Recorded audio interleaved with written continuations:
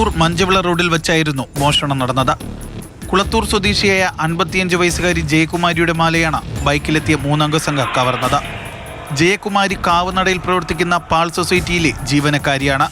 രാവിലെ സൊസൈറ്റി തുറക്കുന്നതിന് വേണ്ടി സ്കൂട്ടറിൽ പോകുന്ന സമയം ബൈക്കിലെത്തിയ 3 അംഗ സംഘം ബൈക്ക് കൊണ്ട് സ്കൂട്ടറിൽ ഇടിക്കുകയായിരുന്നു. ഇടിയുടെ ആഘാതത്തിൽ റോഡിൽ തെറിച്ചു വീണ ജയകുമാരിയുടെ മാല മോഷ്ടാക്കൾ പൊട്ടിച്ചെടുത്തു. മൂവരും ഹെൽമറ്റ് ധരിച്ചിരുന്നതായാണ് വീട്ടമ്മ പറയുന്നത്. വീട്ടമ്മ നെയ്യാറ്റിൻകര ജനറൽ ആശുപത്രിയിൽ ചികിത്സ നേടി. പൊഴിയൂർ പോലീസ് കേസെടുത്ത് അന്വേഷണം ആരംഭിച്ചു.